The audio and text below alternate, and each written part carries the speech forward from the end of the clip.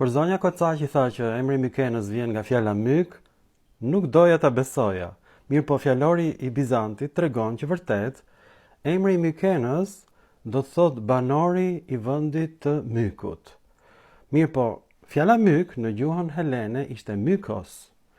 Dhe banori i Mykos ishte Mykeni në gjinin femërore. Dhe shkruheshte Mykene. Tani, Mykene, megjithëse është emri i gjinisë femërore, ka kuptimin kërpudha në gjuhën e Mykenës. Dhe pastaj, këta banorët e Mykenës kishin disa shpata shumë të gjata dhe fundi i shpatës ishte i tillë që shkaktonte sa më shumë plag. Ishte në formën e një trekëndshi ose kapele e kërpudhës. Dhe këllëfi ku futej gjithashtu ose mylli në gjuhën shqipe për shpatën e gjatë të Mykenës quheshte Mykos ose Mykeni. Tani, shqiptarët janë shumë të lumtur që nga fjala njirokshe shqipes ka ardhur emri i qytetërimit më të lashtë të Mesdheut, sepse ky është i Mykenës. Pallatet gjigande që janë ndërtuar në jug perëndim të Greqisë, edhe në Shqipëri, quhen pallatet e Mykenës.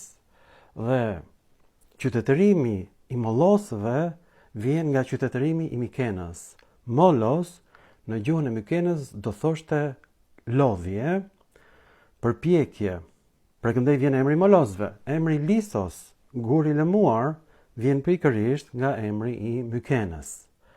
Dhe tani, fjala kërpudh në gjuhën helene ka kuptimin edhe shpat me kokën e kërpudhës, por çuditërisht edhe organi mashkullor, megjithëse është emri i gjinisë femërore. Pra grekët kanë patur një fokusim të jashtëzakonshëm tek organi, dhe ashtu siç u duke shpata e madhe, ashtu i duke atyre dhe organi. Dhe në fakt, janë vetëm grekët ata që kanë bërë një perëndi në një organ 1/3 e trupit që quhet pan, gjysmë dhi dhe gjysmë cjap. Kjo perëndi është perëndia e ilirëve ose perëndia e cjapit dhe quhet Trago Urion.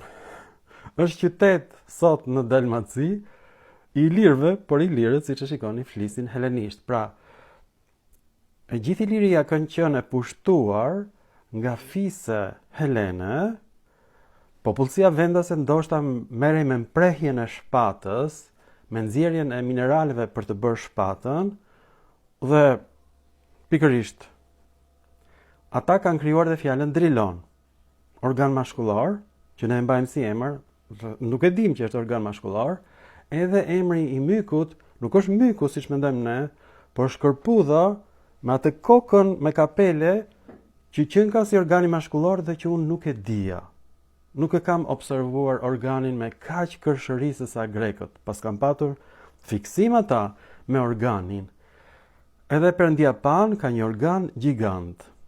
Dhe të gjitha statujat me organ janë thyer në Hellad nga kristianët, vetëm në Shqipëri që ka qenë vend pagan, kanë mbetur këto statue me organe gjigande.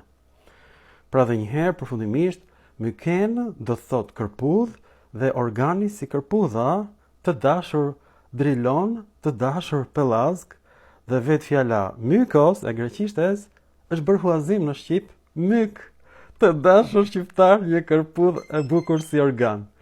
Mirupafshim në filma të tjerë shkencor.